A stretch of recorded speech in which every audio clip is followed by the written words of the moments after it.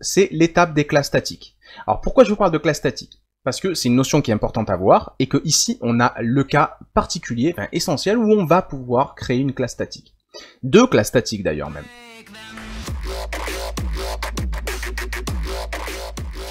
Ici, vous voyez qu'on a deux librairies, Database et Utils. Ces librairies, elles ne sont là que pour nous exposer des petites fonctions. Très bien, pas de problème. Alors, ici, on pourrait très bien se dire, bah ouais, mais en fait, ça, pourquoi garder des fonctions telles quelles? Faisons des classes, tout simplement. Ce qui est cool avec une classe, c'est que si plus tard j'en ai besoin, bah, je pourrais en hériter, par exemple, si j'ai besoin de faire une autre classe qui ressemble et qui récupère certaines des choses. Tout à fait, vous avez raison. Alors, ce qu'on va faire, c'est que, par exemple, pour la database, on va se créer tout simplement une classe database. L'avantage aussi, pardon, j'ai oublié, c'est que quand on crée une classe, bah, c'est que du coup, elle va rentrer dans l'autoloading. Eh oui, bah, ça nous permettra tout simplement de virer une bonne fois pour toutes tous ces require ones qui nous emmerdent. Donc ici, on va pouvoir dire, bah ok, dans ma classe database, je vais avoir envie d'avoir cette fonction, ici, getPDO. Cette fonction sera publique. Ok, sublime. Vous remarquez que database, je ne le mets pas dans un namespace. Parce qu'avec notre autoloader, si je le mettais dans un namespace, ça veut dire qu'il faudrait que je le mette dans un dossier qui a le même nom que ce namespace. Alors moi j'aime bien le fait de le garder ici à la base du truc. Ok, ça me va. Alors moi j'ai ici ma classe database. Très bien. Mes utils, c'est pareil. Mes utils, en fait, je pourrais les créer dans deux classes différentes. Je pourrais me créer ici, dans la librairie, un nouveau fichier que j'appellerai renderer.php. C'est ce qui va servir à faire du rendu. Et je pourrais me créer encore un nouveau fichier ici, que je vais appeler tout simplement http.php. Pourquoi je l'appelle http? Parce que ça me permet de dire que je veux travailler sur la requête, sur la réponse, et du fait que ben, je vais faire des redirections, ce genre de choses. Donc vraiment qui ont rapport avec le protocole HTTP. Donc je l'appelle HTTP pour ça. Et ici du coup database, j'ai oublié un truc. Renommez-le en database avec un D majuscule. Ok, très important. Alors ce qui est cool dans HTTP, c'est que je vais pouvoir me créer ici une classe que je vais appeler HTTP. Cette classe me servira à récupérer ou à utiliser tout ce qui concerne le protocole HTTP. Des redirections, mais pourquoi pas aussi la session, pourquoi pas aussi le fait de récupérer des paramètres en get ou en post, tout ce qui concerne la requête ou la réponse. Ben, dans mon fichier utils, vous voyez que j'ai une fonction ici qui s'appelle redirect. Et bien j'aime bien le fait de me dire que cette fonction, elle sera plus dans le fichier utils, elle sera dans ma classe HTTP, et elle sera bien sûr publique. Ok, superbe. Bon, pareil, dans mon fichier utils, j'ai toute une fonction qui sert à faire du rendu. Bah, cette fonction, je pourrais la copier-coller, la couper plutôt, et la mettre directement dans une classe. Donc dans mon fichier renderer, je vais me créer une classe ici que je vais appeler renderer, et dedans je vais foutre ma fonction, en disant bien sûr, en précisant bien qu'elle est publique. Ok, sublime. Mon fichier utils, actuellement, il sert vraiment plus à rien. Je peux le supprimer directement. Ok. Alors maintenant, la question qui se pose, c'est est-ce que j'ai vraiment envie d'utiliser ces classes comme des classes normales? Sous-entendu, est-ce que dans un fichier, quand je vais avoir besoin d'accéder à PDO, est-ce que vraiment j'ai envie d'avoir à faire ce genre de choses? db égale new database, et ensuite dire bah, PDO c'est égal à db flèche get PDO. C'est un peu gavant. Ce que je peux me dire, moi j'aimerais bien qu'on ait un truc dans ce genre-là. PDO c'est égal à, et là je dis directement le nom de la classe database, get PDO. Ça serait mieux. J'aurais une ligne en moins, et en plus c'est plus logique. Donc pour faire ça les gars, on appelle ça des méthodes statiques. Alors pour le détail de qu'est-ce que c'est qu'une méthode statique, encore une fois, quand vous connaissez pas un truc, vous mettez pause, vous allez sur Google, vous essayez de rechercher. Mais dans l'idée, une méthode normale comme celle-ci, c'est une méthode qui appartient à l'objet. Regardez, pour pouvoir l'utiliser, j'ai dû créer un objet, une nouvelle instance de la classe database pour appeler cette fonction.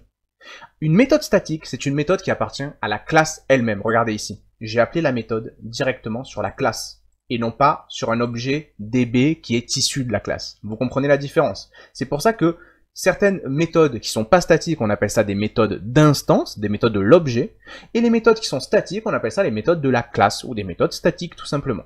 Alors pour pouvoir utiliser ça comme ça, ce que je peux faire, c'est que je peux dire tout simplement ici que la fonction getPDO, elle est publique, mais elle est surtout statique. Hop, magnifique. Pareil dans mon renderer. La fonction render, je peux dire qu'elle est statique, tout simplement. Et dans mon HTTP, la fonction redirect, je peux me dire qu'elle est statique. Ok. Alors là, par contre, on a beaucoup de choses à faire. Déjà, dans notre classe model.php ici, rappelez-vous qu'ici on fait appel à getPDO. Le problème, c'est que getPDO, comme ça n'existe plus. Maintenant, il faut faire appel à notre classe database, getPDO.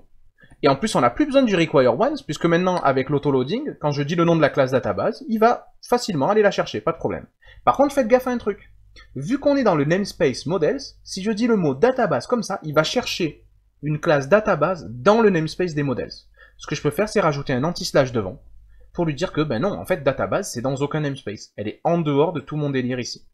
Ok, superbe. Maintenant, je vais devoir aller modifier dans mes contrôleurs pas mal de choses. Donc par exemple, dans le contrôleur des articles, ce que je vais pouvoir aller modifier, c'est le fait tout de suite que par exemple ici, la fonction render, ben, je ne l'appelle plus comme ça telle quelle. Je vais l'appeler en disant ici anti-slash renderer, render. Ok. L'avantage, c'est que j'ai plus besoin du require once. Comme renderer, c'est une classe, l'autoloader va savoir la charger. Pareil ici, dans la fonction show, je vais avoir à l'appel à ma classe renderer, render. Ok. Ici, au niveau du delete, il y a un moment à la fin où je fais un redirect. Alors là, pour le redirect, c'est ma classe HTTP que je vais appeler. Ok. Redirect. Magnifique. Au niveau de mon contrôleur des commentaires maintenant.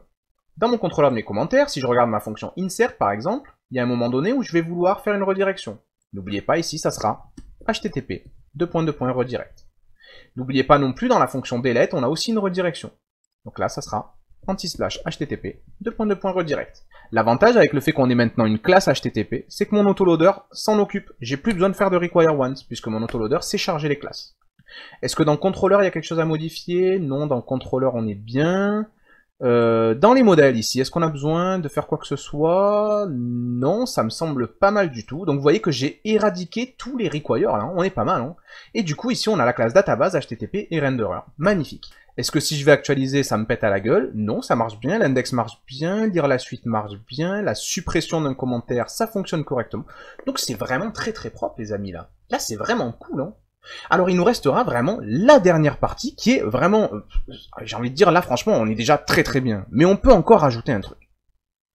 Alors là franchement on est pas mal. Si vous regardez vos librairies là vous allez voir on a que quelques fichiers. Par contre il y a quelque chose qui continue de me gêner, et là pour le coup vraiment je vous promets après ça on s'arrête. Grosso modo ici la seule chose qui devient gênante c'est que vos points d'entrée, c'est-à-dire les fichiers qui sont à la base de votre site, je parle ici de index.php, je parle ici de delete comment, delete article, save comment, ces fichiers-là, en fait, si vous les regardez tous, ils ont la même structure, ils ont 3 lignes, ils importent un contrôleur, ils le créent, et ils appellent la fonction qui va bien. Je pense qu'en fait, tous ces fichiers, on pourrait les réunir en un seul code, un peu plus dynamique. Et ça va nous permettre aussi de ne pas avoir tous ces fichiers à la base du site. Pensez au futur, si demain votre client vous appelle pour vous demander une nouvelle fonctionnalité, vous n'avez pas envie d'avoir encore des fichiers supplémentaires.